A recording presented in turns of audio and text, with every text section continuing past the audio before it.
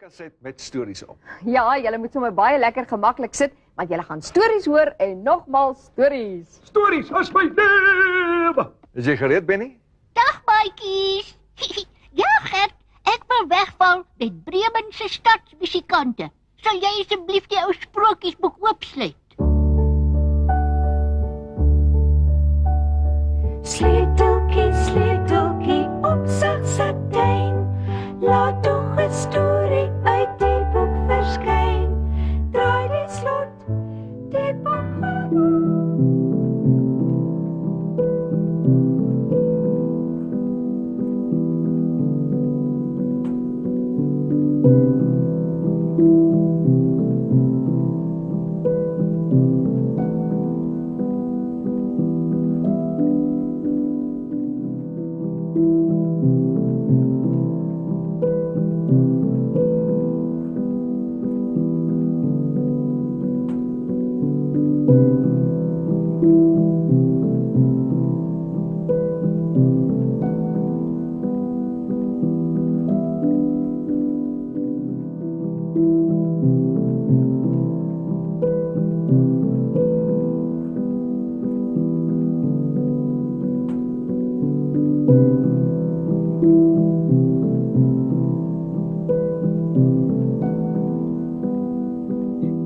Maar sê my, jy het onder andere ook 'n hele skool in Suid-Australië. Jy het Wow. supply met boeke. Wat 'n great story. Ja, sowel ek het nou nie die hele skool supply nie, maar wat ek nou die ervaring was dat die skool 'n skooltjie in Lameroo, so basies het ek nou al 'n hele klomp mense in die tyd toe ek nou die boekwinkel aan die gang het ek nou met 'n hele paar mense te doen gekry wat in hierdie dorpie in Suid-Australië, dis cinema 2 ure dink ek of iets uit Adelaide, ek praat nou onder korreksie. Mense wat gebeur het in Suid-Afrika wat daar gaan werk en so daar toe al 'n heel groot Afrikaanse gemeenskap daar ontstaan. Iemand het my eintlik nou dag gekontak het 'n nuwe winkeltjie daar ook oopgemaak, soos wat Suid-Afrikaanse goedere verkoop wat baie cool is. Maar hoe dit ook al sê, so toe het ek nou heel wat bestellings uit daai dorpie uitgekry en toe op 'n dag kry ek 'n e-pos van die departement van onderwys of 'n e-posadres met die departement van onderwys van South Australia. En die dame sê toe sy is van so en so skool en hulle Duitse onderwyseres gaan bedank of het afgetree of ietsie soos dit en hulle het nou soort van met die gemeenskap gepraat en Afrikaans sal nou vir hulle 'n goeie plaasvervanger wees as 'n addisionele taal by die skool. En hulle is dan net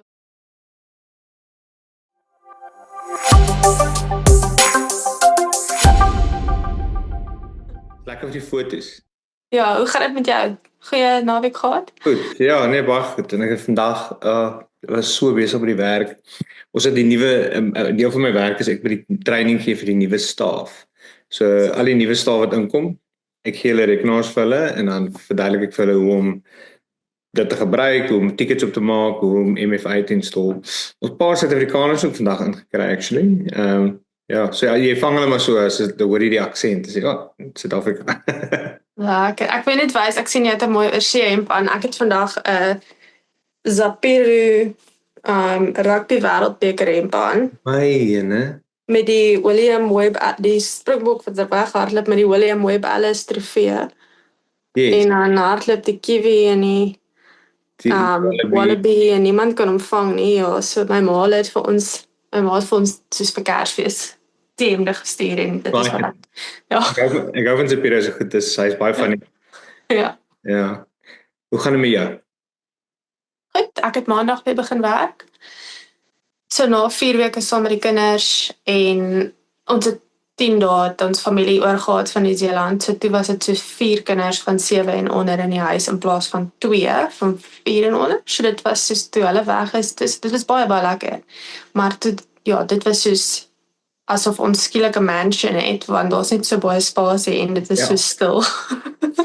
As jy die hoeveelheid kinders halveer, dan halveer die hoeveelheid gehaal. So dit is nog ons. Mansions, ons het 'n huis gehuur, nie ver hier vanaf nie, so 30 minute vanaf. Dit is 'n 5 slaapkamer huis, dubbel verdieping. Ek was so lief vir die huis, want ek kon, elke ou kon iets doen, en dan weet jy nie waar die ander een is nie. Wow. Toe trek ons na 3 slaapkamerhuise. Toe voel dit vir my ek gaan my kop verloor want almal is so op mekaar, maar daar was 'n groot swembad. Toe pad ons nou met dit. En toe nou uiteindelik toe trek ons nou na die huis toe. So hy het 'n bietjie meer spasie. Nog steeds dit 4 slaapkamer en so, maar die babatjie slaap en die ander 2 speel games saam. So dis alright, hulle is dan nog op vakansie. So Ja, en dis nou nog 'n paar weke, né, en dan is almal nou weer terug in die ritme. Ja, ek dink ons kids is volgende week nog af en dan dink ek vroeg die week daarna of so, as hulle terug in dit. Nee, hulle begin al volgende week. Sweet. Ja, sweet. Ja, maar dis 'n vakansiedag maandag en dan as dit amper alweer. Ja nee, ek ken almal se out of offices sê nou Dinsdag. So ek is nou al so angstig oor Dinsdag want ons het 'n groot interview volgende Vrydag vir 'n tender en soos helfte van die mense wat deel van die interview is wat moet voorberei is eers Dinsdag terug. So nou is dit so half okay. Kom ons hoop net maar vir die beste. Maar ja, Australië begin mos na Australia Day. Dit is waar, né? Is dit nie? Nou is al die mix goed wat aangaan. Die helfte van die mense celebrate dit, die ander helfte doen nie. Ek is net bly dis 'n vakansiedag. Maar hoor, dis kort 'n bietjie van 'n pitstop aan die einde van die langste maand van die jaar waar jy payslip so lank moet hou, maar hy doen nie. Ons word daar in die middel van die maand betaal, so dit help. Dit voel vir my soos in Suid-Afrika wat dit soos as jy daai Desember paycheck kry, dan vat dit so lank tot jy daai Januarie enetjie weer op die 25ste kry, maar ek weet nie of jy ook in die helfte van die maand betaal word nie. Die stelsel werk eintlik vir my heel goed. Ja, nee, ek pay elke tweede week. En my vrou pay die ander week. So elke week is daar dan 'n salaris wat aankom. So anders sal ons mekaar eet.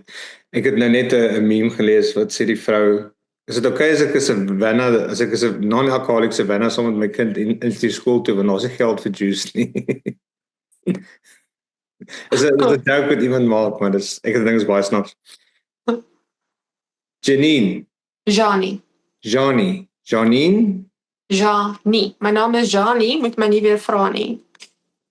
Janie. Ja. Het ek jou al voorheen baie gevra? Nee, dink nie so nie. Maar nou kan jy my nie weer vra nie, want ek het nog gesê jy mag nie. Weet jy wat? Ek dink Hendrika het jou naam vir my gegee en sy het gesê Janie. Ek weet. Nee, ek onthou, ek weet, maar dis okay. Ek sê maar partykeer net soos mense kan ons 'n paar keer sê en dan is dit okay. Moenie worry nie. Dit is alright. Ek gee nie om nie. Solank dit reg genoeg klink is dit fyn. Ek voel dieselfde oor my naam, Steven met 'n V. Ek het mense wat my nou nog e-mail na 7 jaar by die werk. My naam staan net so groot bo my e-mail, maar hulle spel hom nog steeds met 'n PH. Ek reply dan gewoonlik as spel ek hulle name as verkeerd. Ek sê net vir jou, as jy nou nie dit opgeneem het nie, sou ek net vir jou 'n woord gesê het, maar Steven. Nee man, ek sê net gesê jy's 'n DROL, maar dit is toch al so 'n lekker woord. Ek mind gewoonlik ek is nie gepla as ek 'n tipe goed het. Maar ek weet nie. Party voel dit vir my, okay, dis nog genoeg, dis te veel.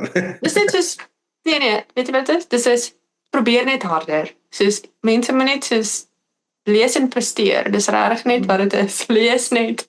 Ek baie van my gesigte, sleg met name, maar ek gaan jou naam onthou. My seun onder andere is Ludwig. Oh wow. Hy sukkel, die kinders by die skool sukkel maar partykeer om sy naam te pronounce. Toe hy met ons kom praat, want ons noem hom altyd Lukie. Hy is nou al sy naam al van babatjie tyd al. So hy word dit op die skoolstelsel verander dit na Luke toe. Okay. Toe gaan ons hom nou dit, maar ek het hom gesê sy naam kom van God af. Ons het nie sy naam gekies nie, sy tekenis. En solank as wat hy onder my dak bly, sal hy Ludwig wees en legally ook. Wat hy doen enig as hy sê dit is sy saak, maar ek hoop dan ek het genoeg wysheid in hom ingesit dat hy dit sal waardeer. Maar ja, so dis maar ek is geen vreemdeling as dit kom by die name nie. Ja, ek het 'n Hendrik en 'n Roan. So Hendrik is Hendrik en Roan is Roan. Hulle is goed met Roan, maar ja, Hendrik moet ons nog vir die mense leer. So dit is maar dit is cool. Dit ek dink uniek of soos ons lewe veral soos in die groot stede soos Melbourne en Sydney is in elk geval so smeltpot van verskillende kulture en name en goed. Dis eintlik goed dat mense so 'n bietjie, want dit voel vir my soos ek weet nie of julle ook of vir julle ook so is nie, maar soos ons het 'n groot soos Oosterling kultuur hier rondom ons die area waar ek woon is ongelooflik baie mense van China se hoofland en van soos Hong Kong en van Maleisië en Korea en al die plekke en so baie van die ouens soos kies 'n sekondêre Engelse naam, maar soos ons maar die algemeen en nogal soms ook ouer name. En dan verloor jy daar ek guess daai uniekheid. Ja, dis makliker vir mense om uit te spreek, maar dit gee ook so 'n stukkie van wie jy is prys, nê? So ek dink in 'n mens se naam is baie kosbaar. Mens doen en dis 'n interessante onderwerp actually, want in 'n mate almal wat oor see trek gee iets prys. En ek hoor maar ek het baie keer interview ek en vir die wat nou nie geweet het die onderhoud het amptelik begin. Okay. Van die boekwurm, dit is met wie ek gesels. As jy nie al in die comments en die logos en oral gesien het. Maar ek voel die conversation is baie real, is baie raw en ek hou daarvan. Ek sal hom net so insit. Nou ek sien gereeld as ek immigrant lawyers en daai tipe mense interview, ouens wat help ander mense oor see trek, dan kom die locals in en hulle begin hulle eiers lê. Soos die Aussies is van natuurlik baie rassisties. En dis my 'n weird woord om te gebruik want rasisme soos wat ons dit ken as ons groot word in Suid-Afrika, het 'n hele ander betekenis. Hier is as jy lelik is, jy wat 'n Australianer is, lelik is met 'n Suid-Afrikaner. So dit pla my nie baie nie, ek borsel dit maar half af. Maar ek hoor gedurig goed van don't bring any more people over, we're full. Als ek dit Wat? Yes. Wow, ek nog nooit so iets gehoor nie. En ek myself, weet jy ken nie jou eie land baie goed, dit doen jy, want 80% van al die Australiërs of almal wat in Australië woon om die kuslyn. En dan soos jy binneland toe gaan is dit baie meer wyd versprei, baie minder mense. Dit is so erg op die oomblik dat Australië betaal groot bonusse vir mense, whether jy nou van buiteland af kom of van die binneland af van hulle eie land af binneland toe trek om net daar te gaan werk. Want mense wil nie daar woon nie. Ja, dis baie Daar is baie plek. Dis maar my punt wat ek try maak, maar onder andere ook jy wat 'n Aussie is wat hier vandaan is. En ek sal seker net gesê het as die onderhoud nie in Afrikaans was, so ek good luck om dit te verstaan. as een van die Aussies dit begin kyk, maar hoe sou die Aboriginals nie gevoel het 300-400 jaar terug toe jy aangekom het, presies dieselfde. Verstaan? So dis in my opinie moenie lelik wees. Ja, ek dink dit is maar 'n moeilike ding want ek het nogal gisterand 'n dokumentêre program gekyk oor die inheemse teaterbeweging en soos die Black Theatre Movement wat hulle in die 70's gehad het en wat in Sydney oorsprong gehad het en want in die laat 60's het daar super baie inheemse mense van die platteland af na Sydney toe getrek en het almal in Redfern gevestig en soos hoe hulle rarig gesukkel het want obviously was daar 'n ander politiese wette en goeders in plek gewees, maar dit is net soos mense is so bang vir wat hulle nie ken nie. En ek dink dit geld vir immigrasie, dit geld vir, ek bedoel as jy kyk na wat nou in Amerika gebeur waar dit weer eens is soos immigrante, kom ons soos wees teen immigrante al daai goeders, maar ek dink om 'n immigrant te wees is definitief op baie maniere 'n uitdaging, maar ek dink ook om 'n gasheer nasie of 'n gasheer of 'n gasvrou te wees is ook moeilik. As jy dink selfs in Suid-Afrika hoe baie van mense het na ons buurlande toe gekom en hoeveel teenstand daar is, want mense het maar 'n vrees van hierdie is ons land, hierdie is ons werke, hierdie is ons geleenthede, hierdie is ons erfenis. En wanneer daar mense van ander plekke af inkom, dan verander dit die landskap, dit verander die dinamika, dit verander die kultuur. Soos die straat waarin ek woon, my man het in hierdie straat, hy is hier gebore, hy het hier groot geword. En in die laaste 2 generasies of generasie wat ook al van het hy kind was tot nou, het dit ook ongelooflik baie verander. Bloot deur immigrasie en huispryse word deur die dak gestuur as gevolg van immigrasie. So dit is maar net 'n is 'n tawe ding. Dit is nou albei kante toe vir almal. Daar is maar die pros en die cons, maar ook 'n groot deel van 'n land se ekonomiese sukses is danksy die feit dat jy jou deure oopmaak. Daar is 'n groot gedeelte professionele werk wat baie van die mense net nie meer wil doen in die land nie. En die van hulle wat dit doen is min. So byvoorbeeld onder andere die kinderbeskerming gedeelte. Weet ek persoonlik dat mense in hulle eie land wil nie die werk doen nie. Want nie net is daar maar probleme onder die local self nie, daar's ook probleme onder die mense van ander lande wat oorkom hierdie kant toe. Die kultuurverskil beteken so baie, veral in goed soos hoe dissiplineer jou kinders en opvoeding en onderwys en daai goed, dat social services betrokke raak. En die Aussies hulle wil net nie daarmee deel nie. So wat hulle nou doen is, hulle recruit mense van ander lande af om daai professionele werke te kom doen. En hulle betaal goeie geld vir dit. So, dis een voorbeeld. Dan natuurlik onderwys. Daar is 'n groot nood vir onderwysers in hierdie land. Ek verstaan nie hoe nie. Wel, as jy kyk op baie skole daar is, nee, ek kan dit jammer net ek net so jy dis jou maar in toe ek hiernatoe gekom het, wat is ek nou, so 6 jaar whatever, en net die hoeveelheid universiteite, soos tersiêre onderwysinstansies waar daar is skole, TAFEs, net in ons buurt, wat Epping is daar 3 laerskole, publieke laerskole, eintlik 4 binne stapafstand van ons af. Maar soos waar ek in Pretoria groot geword het, kan ek miskien op my 2 hande tel hoeveel laerskole ek van geweet het wat ons so sinema binne 'n groot ry afstand gehad het, jy weet, en jy weet, ten wie mense gereeld sport gedoen en so, en miskien was daar meer, kom ons sê kinders, miskien was daar 1000 kinders in 'n skool, of 1500 in 'n skool, miskien waar, soos toe ek groot geword het, en hier sit miskien 200 of 300 kinders in 'n skool, so dis dalk 'n bietjie anderster, en er is meer skole, meer infrastruktuur nodig, die klasse is dalk bietjie, mens weet nie, daar's soveel dinge, daar's teachers aides, mense hier werk meer deeltyds, ek weet van baie onderwysers wat miskien nie al 5 dae die week, so dit is 'n bietjie, daar's baie dinge wat mens ook moet in ag neem om te weet, jy kan nie net soos 1 tot 1 vergelyk, soos hoekom daar so, want die populasie is definitief dis kleiner, maar almal het toegang tot goeie onderwys, gehalte onderwys, soos die gehalte onderwyser wat jy veronderstel is om hier te kry by elke skool, is miskien ook anders as wat jy in ander lande kry, so ja, in daai opsig dink ek, ja, as jy die tipe gehalte wil hê, gaan jy nogal sukkel om genoeg te hê. Maar ja, die hoeveelheid universiteite, genigtig, hoeveel universiteite het ons in Sydney? Ek dink soos, as ek nou vinnig dink, kan ek aan minstens 5 super vinnig dink. So dit net soos hoeveel dosente jy nodig het, hoeveel personeel jy daarvoor ook nodig het. Soos ek dink daar is net, ja, is moeilik om genoeg. Ek het as 'n ingenieur het ek ingekom, ek is 'n siviele ingenieur, is my beroep en my agtergrond, en ek het op 'n, jy weet, 'n permanente verblyfvisum oorgekom.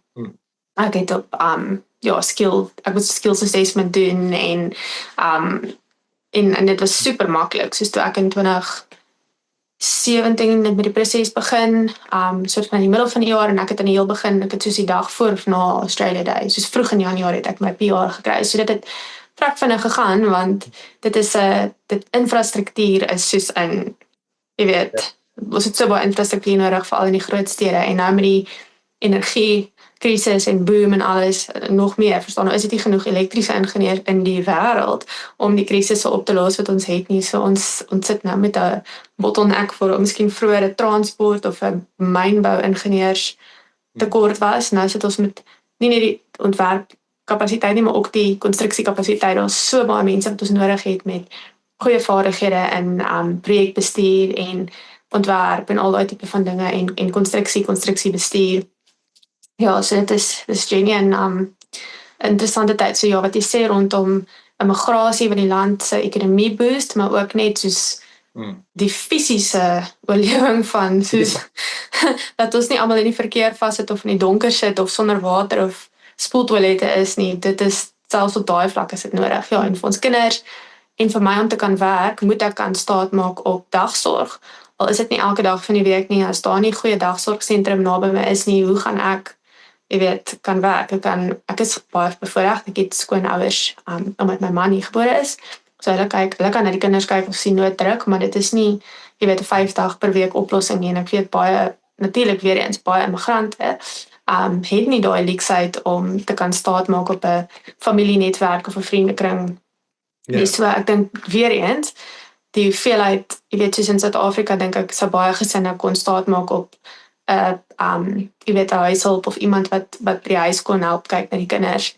As jy gaan werk, jy hoef nie noodwendig die kinders na 'n kleuterskool toe te stuur nie, maar weer eens hierso, die nood vir dagsorgsentrums, die die noodsaaklikheid daarvan is weer eens net op 'n totale ander vlak. So dit is net 'n ander wêreld.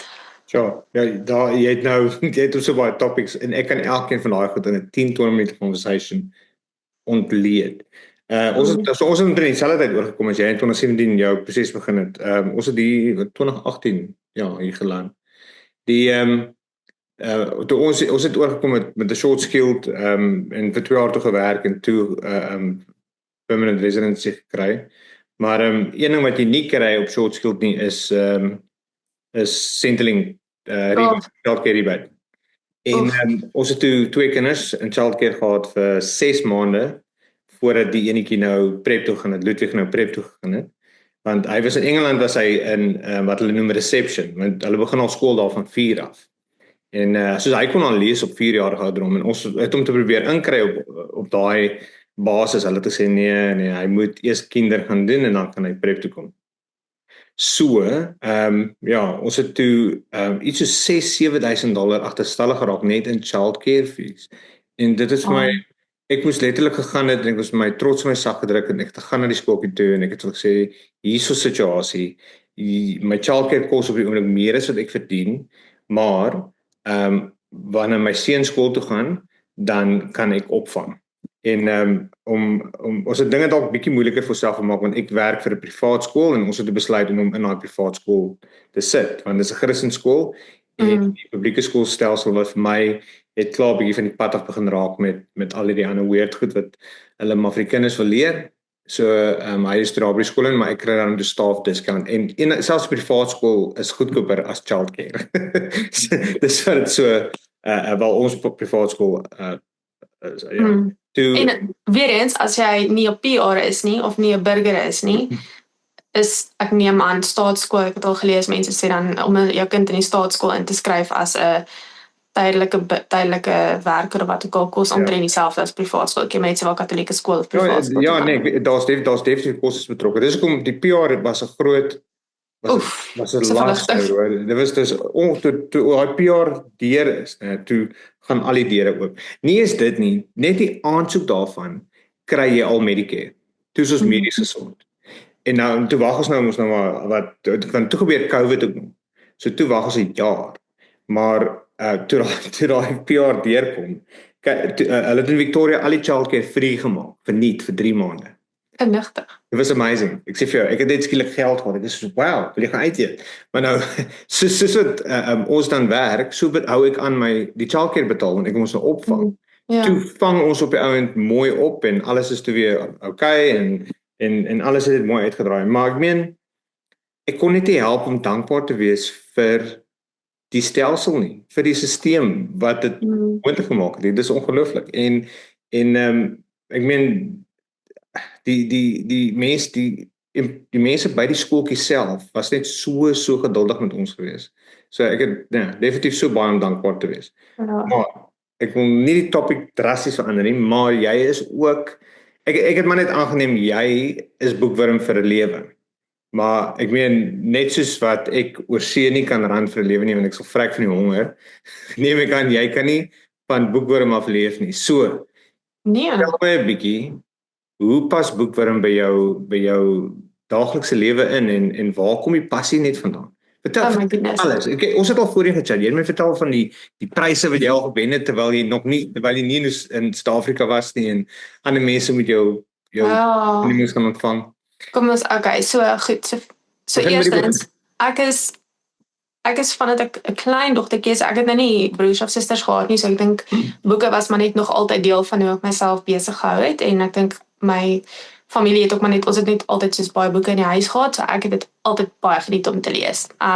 My graad 1 juffrou het my herinner, my ma het my partykeer vroeg gaan aflaai, want ek soos by die juffrou se huis gebly, en dan het kinders altyd so vir my uitgecheck, die ouer kinders, want ek het my Saartjie boeke in graad 1 gelees, wat ek net geloof het, Saartjie en Trompie en al daai goed, so ek het net dit so geniet om te lees van 'n baie jong ouderdom af, en biblioteek toe gegaan, jy weet, elke week, ek dink dit was 7 boeke wat jy kon uitneem, ek het hulle uitgeneem, ek het hulle gelees, maar ek het ander goed ook gedoen, maar jy weet, lees was net altyd lekker, hè?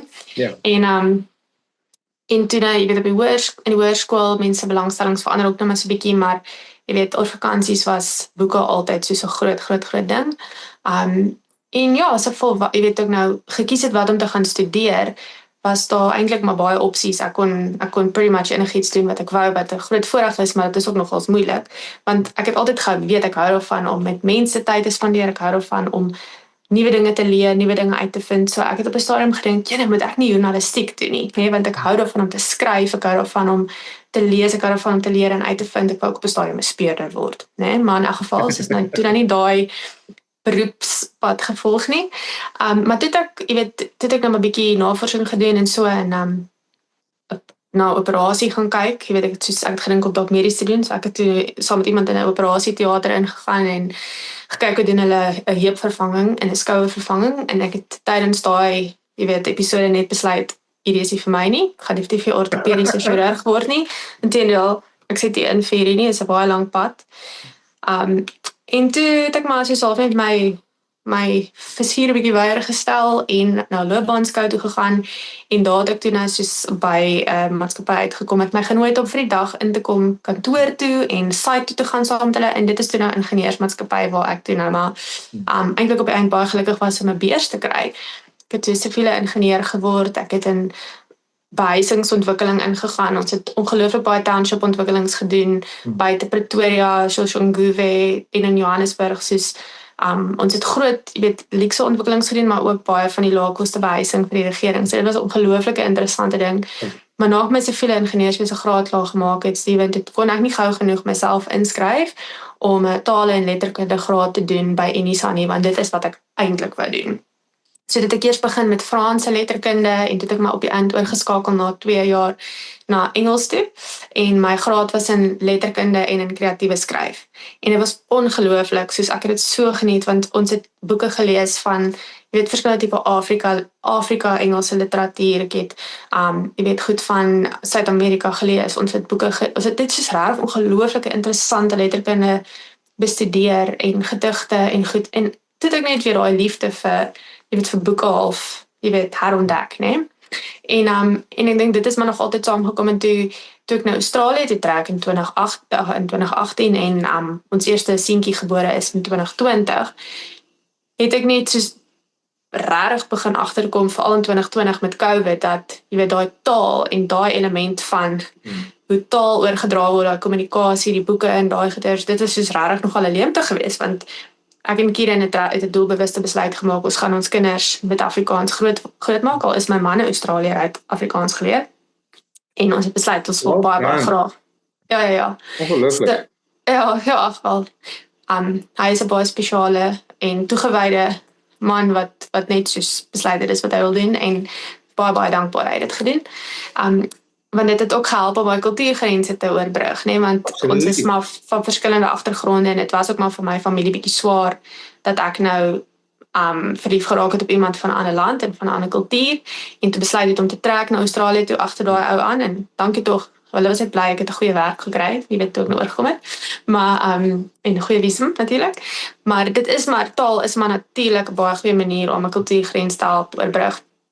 So ons het met ons kinders besluit, jy weet, om Afrikaans in die huis te hê is 'n groot prioriteit.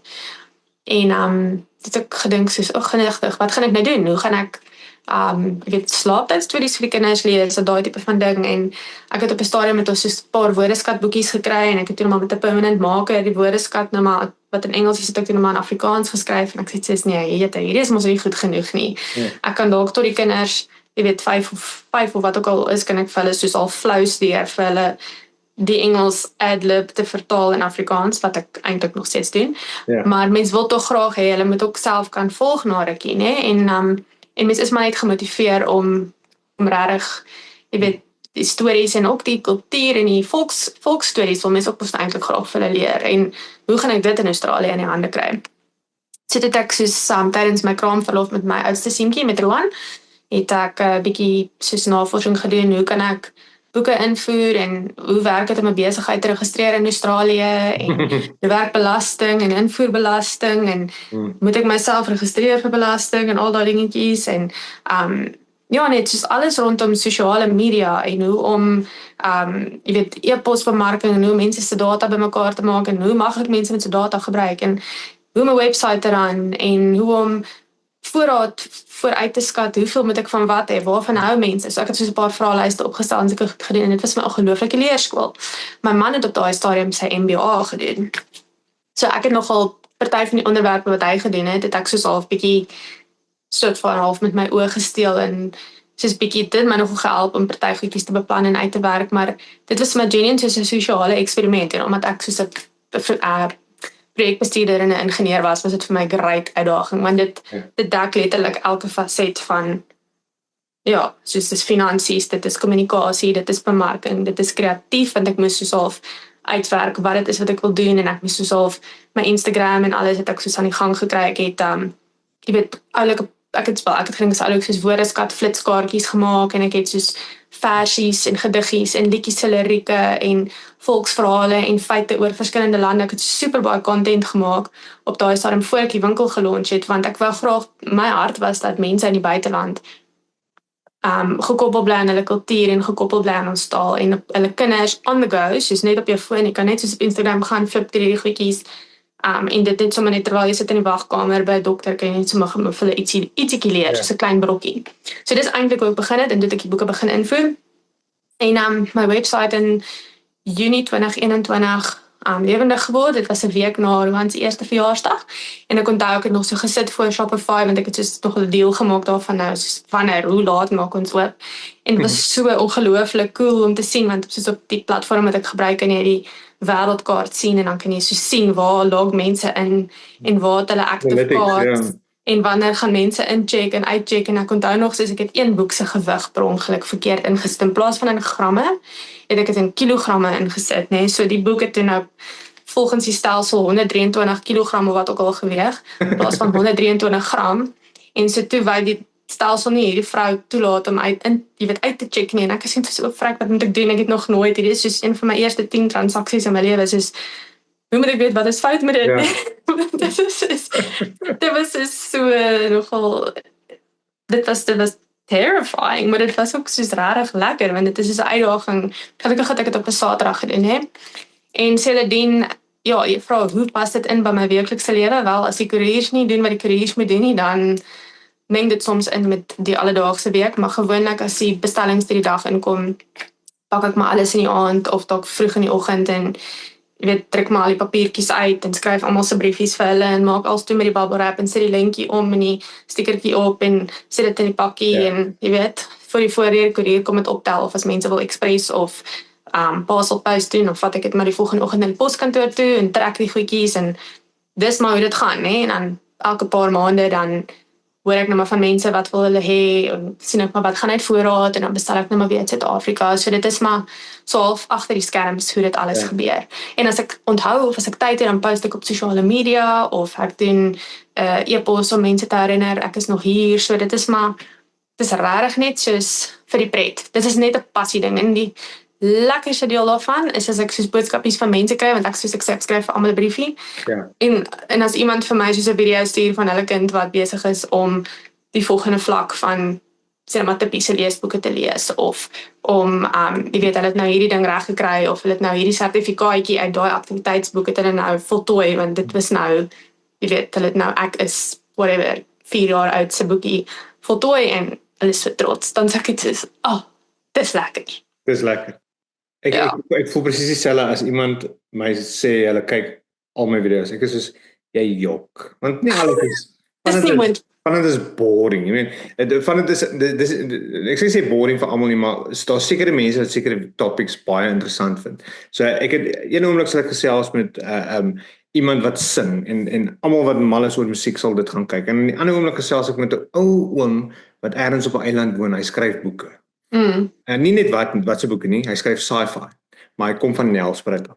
So dis vir my soos daai weer is vir my interessant. Ek vind dit ek kan heeldag na hom sit en luister. Net soos wat ek na jou kan sit en luister want dis net vir my ongelooflik. Veral toe jy begin gesels oor verskillende boeke lees oor verskillende lande en al daai. Weet jy ek raak baie so weg in my gedagtes. Ek sou baie lief skryf. En ek skryf ook afgedigte en ek skryf baie Afrikaans. Ek sal vir jou dalk 'n bietjie stuur dan kan jy vir my sê of dit goed of sleg is.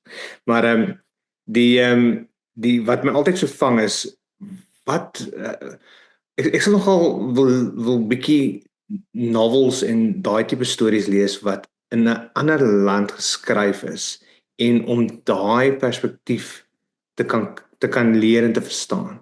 Daai is my gunsteling. Dis my gunsteling, nee, want my manier, dit is soos roulette, Russian roulette, maar jy loop soos in die biblioteek in en jy soos kies net 'n boek. Ek kies letterlik boeke net op grond van hulle, wat noem jy, die spine, die ruggraat van die boek, want ek loop gewoonlik met soos 2 mense wat of besig is om goed af te breek of skree, so ek gryp net boeke en as soos vir alles die auteurs se name van soos nie John Black of wat ook al is nie, soos iets van 'n totale ander taal, dan sê ek soos ek's daar nie. So ek het al boeke van Jemen tot China en futuristic Japaneese literatuur en ek het al selfs Chinese sci-fi. Hoe cool is dit? Soos ek het nie geweet mense kry Chinese sci-fi nie, maar ek het al die interessantste goeders, jy weet, gelees.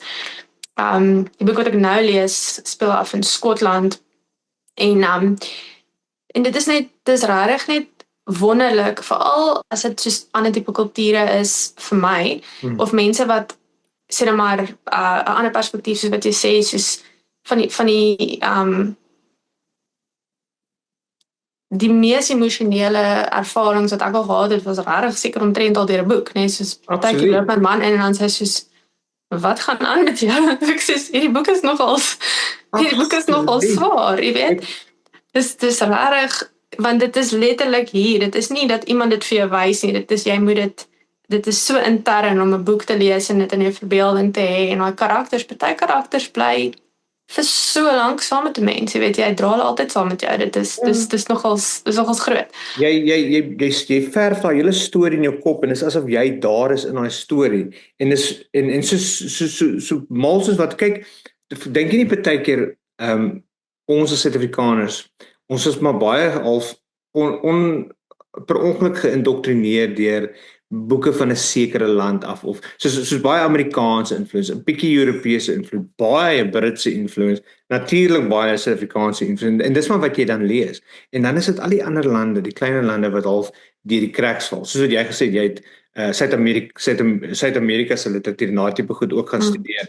En nou skielik sien jy, maar wag, hier's 'n hele wêreld. En dan vra jy jouself maar, wat van al die ander lande en al die kleiner lande? Maar dit is 'n topic op sy eie. En dan wat dit half vir my meer spesiaal maak, is as iemand te gaan het en die tyd gespandeer het om dit vir my te translate na Afrikaans te. Dis 'n ander boek van 'n ander land. En wat jy sê van, jy dra partykeer hierdie mense saam met jou deur die jare. Ek weet nie of jy al ooit 'n boek gelees het met die naam Sterf Edelman. Dis 'n ou Suid-Afrikaanse boek, maar dit is nie 'n Suid-Afrikaanse storie nie, dis 'n Franse storie oor die Franse Revolusie.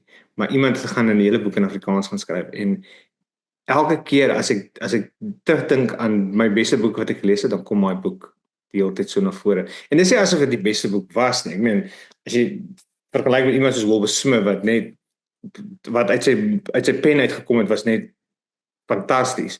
Dit is nie op daai klas nie, maar dit was vandat ek op skool was, het ek daai boek nie net een keer gelees, ek het op seker so 5 keer gelees.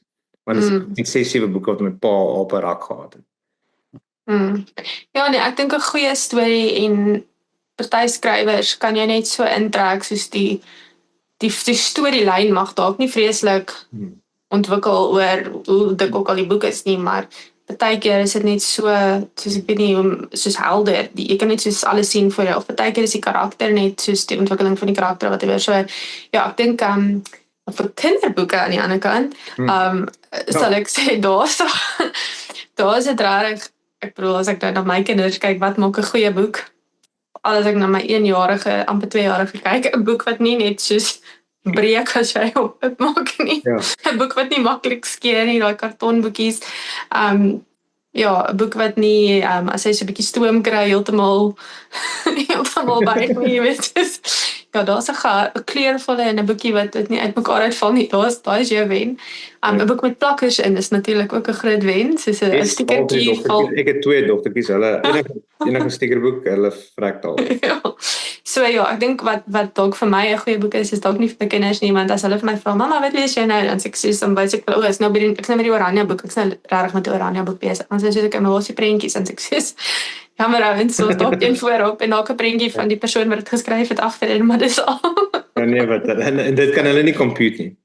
Maar sê my, jy het onder andere ook 'n hele skool in Suid-Australië, jy Wow. supply met boeke. Wat 'n great storie. Ja, sowel ek het nou nie die hele skool supply nie, maar wat ek nou die ervaring was dat die skool 'n skooltjie in Lameroo, so basies het ek nou al 'n hele klomp mense in die tyd toe ek nou die boekwinkel aan die gang het ek nou met 'n hele paar mense te doen gekry wat in hierdie dorpie in Suid-Australië, dis Cinema 2 ure dink ek of iets uit Adelaide, ek praat nou onder korreksie.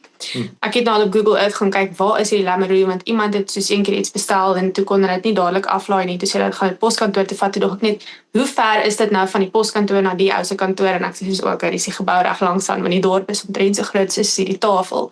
En nou nie om lelik te wees nie, ek het baie respek, maar so dit klink vir my daar's nogals baie mense wat gaan boer, of mense wat geboer het in Suid-Afrika wat daar gaan werk, en so daar toe al 'n heel groot Afrikaanse gemeenskap daar ontstaan. Iemand het my eintlik nou dag gekontak, hulle het 'n nuwe winkeltjie daar ook oopgemaak, soos wat Suid-Afrikaanse goedere verkoop, wat baie cool is. Maar hoe dit ook al sê, so toe het ek nou heel wat bestellings uit daai dorpie uitgekry, en toe op 'n dag kry ek 'n e-pos van die departement van onderwys of 'n e-posadres met die departement van onderwys van South Australia. En die dame sê toe sy is van so en so skool, en hulle Duitse onderwyseres gaan bedank of het afgetree of ietsie soos dit, en hulle het nou soort van met die gemeenskap gepraat, en Afrikaans sal nou vir hulle 'n goeie plaasvervanger wees as 'n addisionele taal by die skool. En hulle is nou net op soek na studiemateriaal, en hulle het nou van my gehoor, en is dit moontlik om dalk soos miskien 'n bietjie meer van sekere titels, want ek het 'n groot reeks soos taalwerkboeke en soos woordeboeke en jy weet vroeë leesboekies en sulke goedjies, so hulle het van dit toe nou half gesê, het ek dalk meer as wat hulle nou op die website kan kry.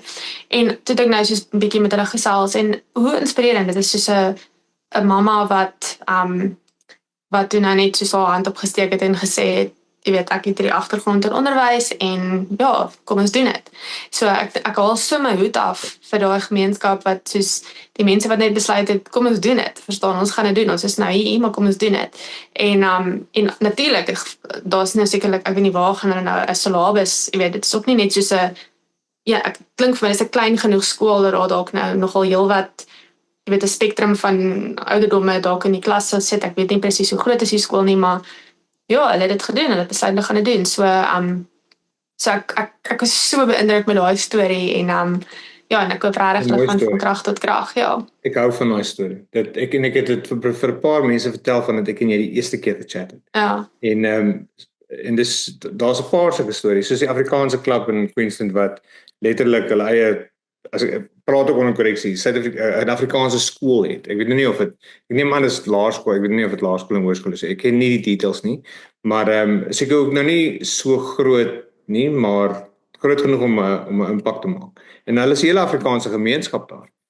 Dit elke jaar hierdie groot kampe en al dat. Dis net vir my wonderlik dat dit in die gang is in die buiteland sonder dat dit intree, en nou spring ek weer terug na wat ons eers gepraat het, die kultuur, sonder dat dit half oorneem op die kultuur wat van die land is. As ek sien dis al klaar na 10, dis kom ek praat soos 'n dronke. Maar nee, maar mens moet assimileer, en dis die ding, want assimileer, dis so groot balans tussen om te assimileer en deel te word en deel te neem en vriende te maak, en veral ook vir mense kinders se onthaalwe om nie soos jy is anders, maar jy is ook nie soos afsydig nie.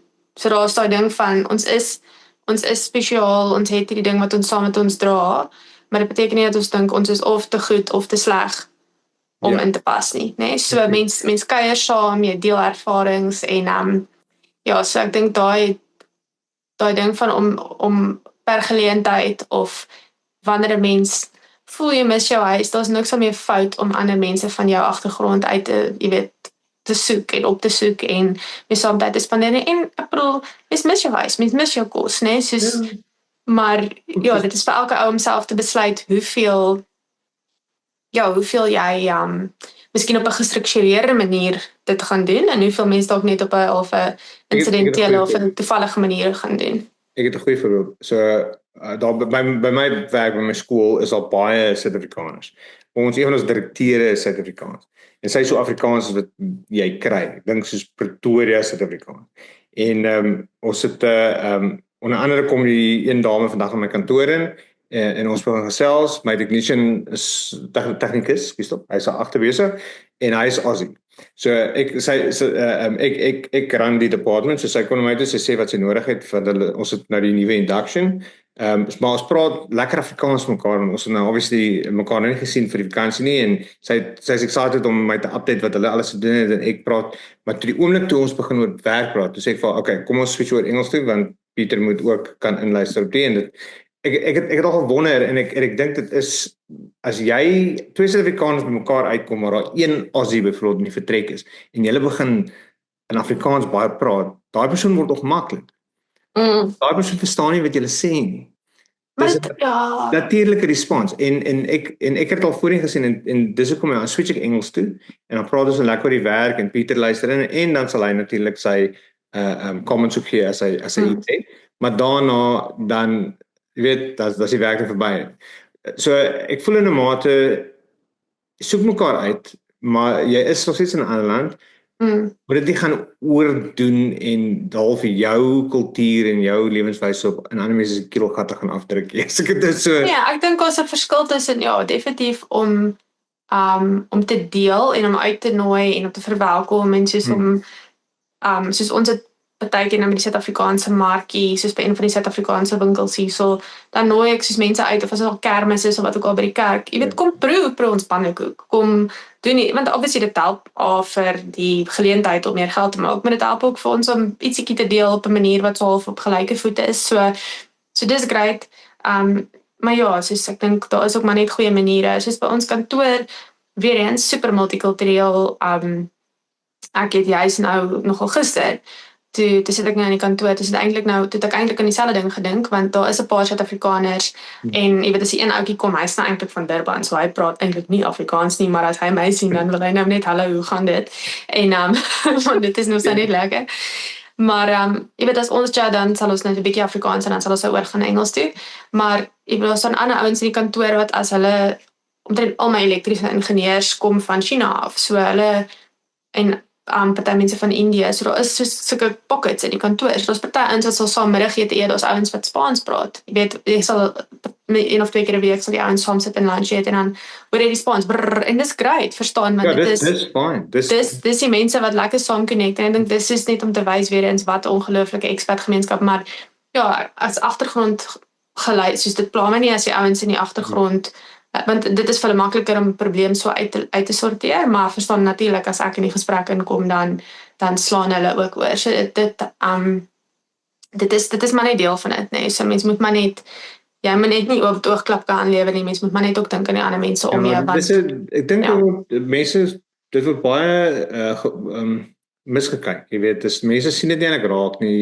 Jy stap op mekaar vas en dan begin praat julle Afrikaans. Soos daar vandag met die training en so, dan hoor mense, o, jy is van Suid-Afrika, dan onmiddellik switch hulle oor Afrikaans te begin. Maar ek is eintlik nog besig om training te gee, ek sê hallo en ek sê Afrikaans, en dan switch ek maar oor Engels toe, en ek begin, want ek praat meer met die hele vertrek. Natuurlik. Om ook te verstaan dat ek wil vir hulle probeer leer, en dan, ja, maar dit, ek dink ek het nou half die balans al nou mooi geleer, en die mense wat ek daarom om my het, hulle verstaan dit. Baie min, kyk, dis harde werk om Australië toe te kom, dit is moeilik, jy moet 'n klomp bokse tik, jy moet hard leer, jy moet baie pypework, so die Australië love 'n forumpie. Ja. Australië love 'n forumpie. Die klas van mens, die klas van Suid-Afrikaner, en ek gaan seker hierdie stuk uitsny, wat jy dan hier te kry, is nie die een wat byvoorbeeld sy boerewaardes in ander mense se kele gaan afdruk nie. Om dit nou so te stel. Hulle gaan nie kom en hulle gaan die mense rondom hulle respekteer. So elke nou en dan sien ek een wat deurgeglip het. Hy hardloop hier rond, hy wil net brandewyn drink, is net rugby, is net braai, is dit, en die Aussies is slegte mense. En hulle praat net sleg van almal. En as ek sê, hoekom? Ja, maar dit is weer, dit is daai ding van En ek dink dit is maar een van daai waarhede wat jy leer as jy klein is en dan glo jy dit nie en dan as jy groot is dan is dit nog steeds soos daai ding van as jy nie kan gelukkig wees in Johannesburg of in 'n klein huisie nie, hoe gaan jy dan gelukkig wees in Sydney of in 'n mansion? Verstaan, dit gaan oor wat jy saam met jou dra, dit gaan oor wat in jou hart is en hoe jy ja sê vir geleenthede en hoe jy uitnodigings aanvaar en sê ek gaan ietsie probeer wat 'n bietjie anderster is en 'n nuwe ervaring, bietjie mense tegemoet gaan en probeer wat buite my gemaksone is. Ek dink daai is maar die formule, né? Absoluut. Ek is kyk, dis nie maklik nie. Dis nie maklik om in 'n vreemde land in te kom en met altyd met mense oor die weg te kom nie. En met kinders. Ek het dit nie met kinders gedoen, maar nou moet jy nog 'n goeie voorbeeld stel en al daai skok absorbeer en nog steeds maak asof alles okay is. Presies dit. En dan baie keer dan kyk ek hier as so spesifieke mense en as ek sê wat doen jy? Dan maar dit is 1 uit 10. Verstaan, is nie jy moenie dan 'n opinie vorm nie. En dieselfde het maar in Engeland gebeur. Maar een ding het konstant dieselfde gebly. Ek was ontsaglik dankbaar en ek het die mense geniet. I'm a people's person. Ek is lief daarvoor om met mense te gesels. Dis hoekom ek hierdie doen. Dis hoekom ek die onderhoud doen. Podcast het. Dis my elke persoon het 'n storie. En dit maak nie saak van wat se engel afkom nie. Daai storie het grond en dit is interessant. En ek het in Engeland het ek gewerk by vir O2. Ek was 'n tegnikus by so selfoon winkel en ek het elke dag soos 20 verskillende mense gehelp met telefone, 20 verskillende kulture en elkeen van hulle was so interessant. En ek hou nie net by 'n foon nie. Nee.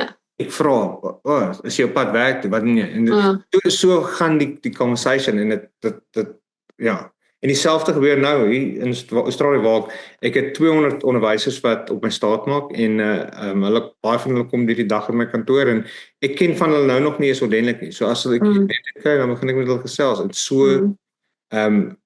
so keer jy half jou eie ignorance. You broadening your perspective van die wye wêreld rondom jou. Want ongelukkig bestaan jou hele lewe nie net uit Suid-Afrika uit nie. En so graag soos wat ons dit mis en ons wil biltong eet, ons wil rugby kyk, ons wil, in my geval, ek mis 'n koeksuster, moet jy ook aanvaar, jy is in 'n ander land, jy moet deel word.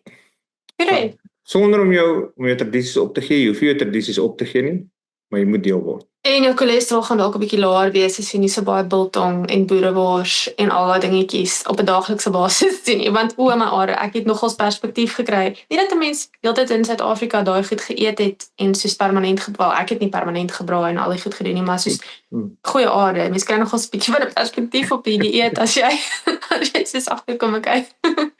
Maar hier is dit nou weer die pastytjies. Ek weet nie of julle dit ook so beleef nie, maar daar's 'n party pie oral, 'n pie en 'n tomatiesous en 'n barbecue sauce. Die kindertjies is my jaar. As ek soos wat kan ons nie maar 'n ou vrugtesalaatjie en 'n paar ander dingetjies.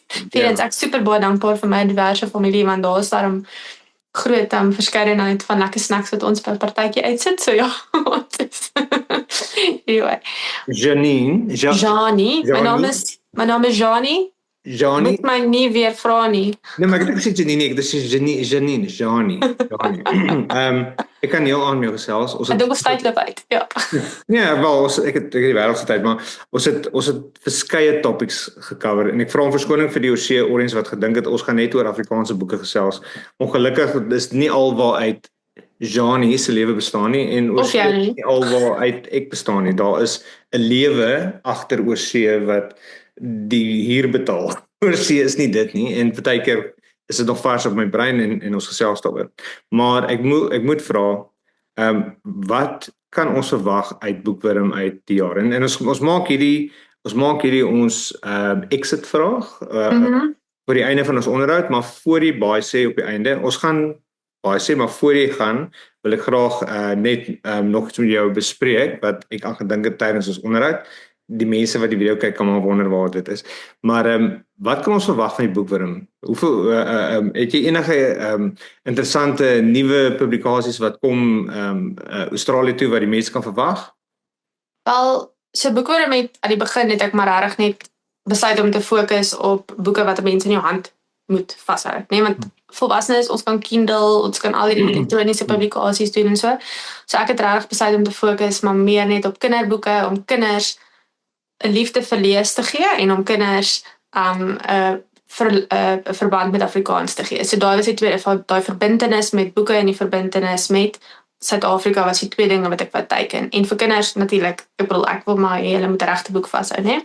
So dit was altyd die doelstelling en met tyd het ek nou al die versameling baie uitgebrei, soos 'n versameling van 0 tot 2, 3 tot 6, 7 tot 9, 10 tot 12 tieners en ek het met volwassenes het ek toe ook besluit om uit te brei van my aanvanklike reeks af. So ek het aanvanklik net Bybelsdagstukkies en resepteboeke hoofsaaklik vir volwassenes aangehou, maar nou as mense vir my vra, begin ek nou meer soos volwasse soos boeke, soos ek het Dion Meyer, het ek nou 'n paar van sy titels gehad, ek bring soos ander, jy weet, interessante boeke wat volwassenes van nou, ek het nou op die oomblik iets van Anglo-Boereoorlog, of Anglo-Engel-Zulu-oorlog, ek het boeke soos Leer Zulu het ek nou ingekry, ek het 'n paar ander interessante goetertjies rondom die groot boere ontsnapping en soos weird, soos ander titels, wat soos bietjie van 'n ander angle op Suid-Afrika.